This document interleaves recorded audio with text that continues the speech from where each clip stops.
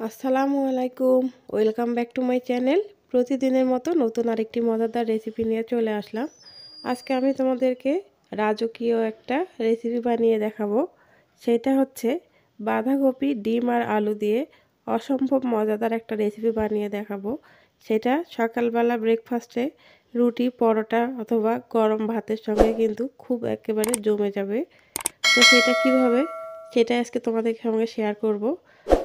বাঁধাকপি, ডিম আর আলু যদি থাকে তাহলে কিন্তু মেহমানদারি হবে রাজকীয়ভাবে। তো চলো সেটাই আজকে তোমাদের সঙ্গে শেয়ার করি। আশা করি ভিডিওটি না টেনে আমার সঙ্গে থাকবে। আর ভিডিওটি ভালো লাগলে বেশি বেশি করে লাইক, কমেন্ট এবং শেয়ার করে দেবে।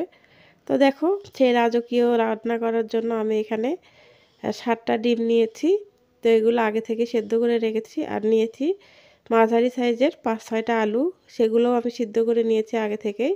আর এই হচ্ছে বাঁধাকপি, 4 ভাগের 1 ভাগ আমি একটু বড় বড় সাইজ করে কেটে নিয়েছি। খুব বেশি কুচি করা যাবে না, জাস্ট মাঝারি সাইজ করে নিয়েছি। তো এই রেসিপিটি চলো এখন রান্না করা যাক। চুলায় একটা ফ্রাই প্যান বসিয়ে দিলাম, দিয়ে দিলাম 1/2 কাপ পরিমাণে সাদা সয়াবিন তেল। এখন ডিমগুলো সবার আগে ফ্রাই করে নেব। তো চলো ডিমগুলো ফ্রাই করে নেওয়া যাক। তো এই ডিমগুলো ফ্রাই করতে করতে চলো তোমাদের সঙ্গে কিছুটা গল্প করা যাক। তো আমার এই ভিডিওটি বন্ধুরা দেখতে দেখতে যদি কোনো একটা জায়গা তোমাদের ভালো লেগে যায় বা উপকারে আসে, প্লিজ বেশি বেশি করে লাইক, কমেন্ট এবং শেয়ার করে দিও। নিজে দেখো এবং অন্যদেরকে দেখার সুযোগ করে দিও।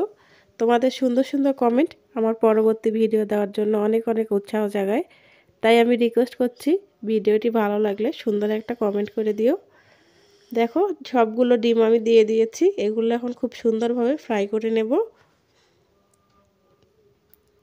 তো শুধু মাছ মাংস থাকলেই কিন্তু মেহমানদারি করা যায়, মানে করা যাবে না, না থাকলে এমন কোনো ব্যাপার না। ডিম দিয়েও কিন্তু এখন খুব সুন্দর সুন্দর রেসিপি বানানো যায়, যা একবার মেহমানদের সামনে নিয়ে গিয়ে পরিবেশন করলে রোজ বানানোর জন্য আবদার করবে। তো দেখো, ডিমগুলো ফ্রাই করার জন্য আমি 1 চিমটি পরিমাণে লবণ আর হলুদ দিয়ে দিলাম, দিয়ে একটু ব্রাউন কালার করে ভেজে নেব।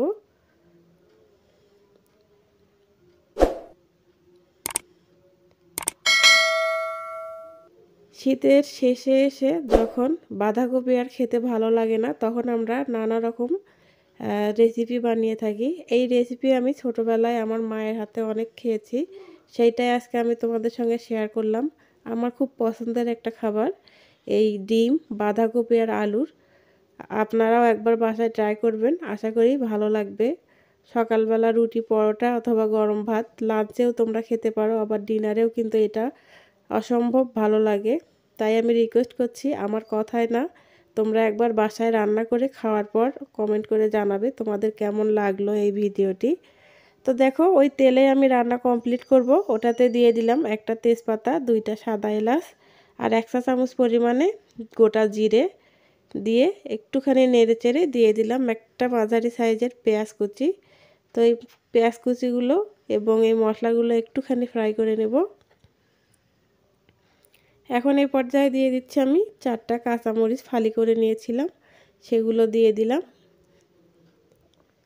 আর কি কি ব্যবহার করছি রান্না করতে করতে তোমাদের সঙ্গে শেয়ার করব ইনশাল্লাহ। আশা করি তোমরা ভিডিওটি না টেনে আমার সঙ্গে থাকবে।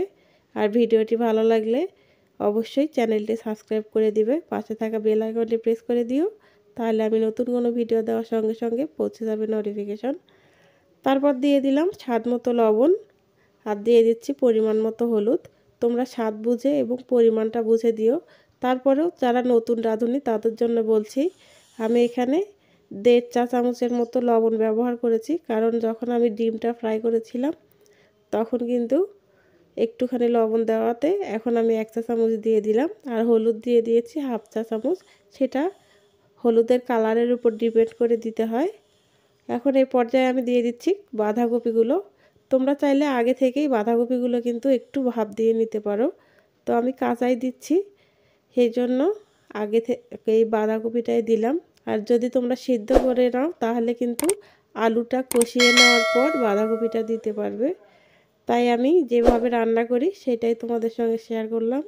দুইভাবেই রান্না করা যায়, তোমাদের যেটা সুবিধা মনে হবে তোমরা সেইটাই অবশ্যই ফলো করবে। দেখো কষিয়ে নিতে নিতে কিন্তু বাঁধাকপিটা অনেকটাই কমে গেছে।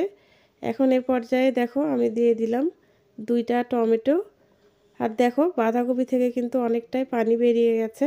তো এই পানি দিয়েই কিন্তু পুরো রান্নাটাই কমপ্লিট হবে। কমপ্লিট বলতে এই বাঁধাকপিটা সেদ্ধ হবে। দিয়ে দিলাম 1 চা চামচ পরিমাণে শুকনো মরিচের গুঁড়া। তোমরা তোমাদের ঝালটা বুঝে দিও, কম হলে তাহলে একটু কমিয়ে দিও, যদি বেশি ভালোবাসো তাহলে অবশ্যই একটু বাড়িয়ে দিবে। আর এখন দিয়ে দিচ্ছি টালা ধনিয়া এবং জিরের গুঁড়ো 1.5 চা চামচ। দিয়ে আবারও আমি খুব সুন্দরভাবে নেড়ে চেড়ে নিচ্ছি।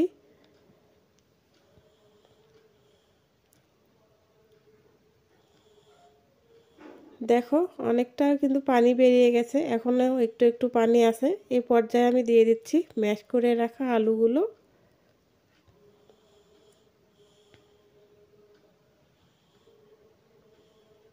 এই ম্যাশ করা আলুগুলোর সঙ্গে এই বাঁধাকপিগুলো খুব সুন্দরভাবে 5 থেকে 7 মিনিট কষিয়ে নিতে হবে।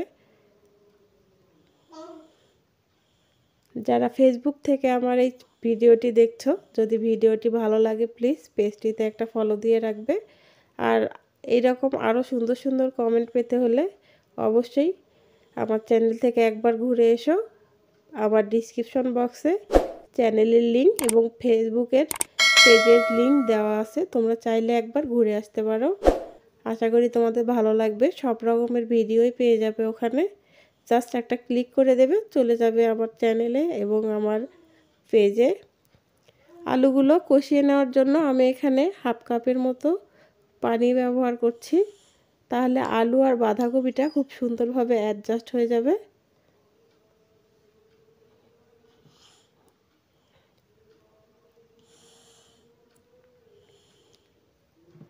এখন এগুলো ফুটানো পর্যন্ত আমি অপেক্ষা করব। যখন এগুলো ফুটে যাবে তখন কিন্তু সেই পর্যায়ে আমি দিয়ে দিলাম ধনেপাতা কুচি। তোমরা যারা ধনেপাতা পছন্দ করো তারা অবশ্যই দেবে, আর যারা পছন্দ করো না তারা স্কিপ করে যাবে। আমার খুবই প্রিয়, সেই জন্য আমি একটুখানি দিয়ে দিলাম। দেখো নাড়তে নাড়তে এক পর্যায়ে কিন্তু কষিয়ে নেওয়া কমপ্লিট হয়ে গেছে। এই পর্যায়ে আমি দিয়ে দিচ্ছি পানি। আমি এখানে হালকা কুসুম গরম পানি ব্যবহার করেছি যাতে স্বাদটা ঠিক থাকে। তোমরা চাইলে কাঁচা পানিটাও ব্যবহার করতে পারো। তো আমার সাজেস্ট হিসেবে যদি তোমরা রান্না করো তাহলে অবশ্যই হালকা কুসুম গরম পানি দেবে। দেখো কালারটা কিন্তু এখনই জাস্ট অসাধারণ এসেছে। এখন এই পর্যায়ে আমি ডিমগুলো দিয়ে দিচ্ছি। ডিমগুলো দিয়ে খুব সুন্দরভাবে নেড়ে চেড়ে নিলাম।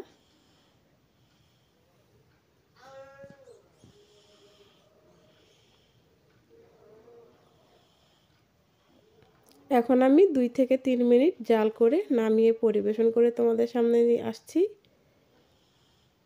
দেখো তৈরি হয়ে গেল মজাদার ডিম আলু আর বাঁধাকপির এই রেসিপি।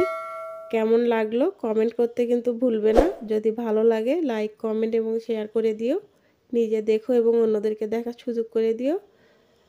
আর এই রকম সুন্দর সুন্দর ভিডিও সবার আগে পেতে হলে কি করতে হবে বলো তো বন্ধুরা? হ্যাঁ, চ্যানেলটি সাবস্ক্রাইব করে অল নোটিফিকেশন অন করে দিও, তাহলে আমি নতুন কোনো ভিডিও দেওয়ার সঙ্গে সঙ্গে পৌঁছে যাবে তোমাদের কাছে নোটিফিকেশন। আজকে এই পর্যন্তই। ভালো থেকো, সুস্থ থেকো।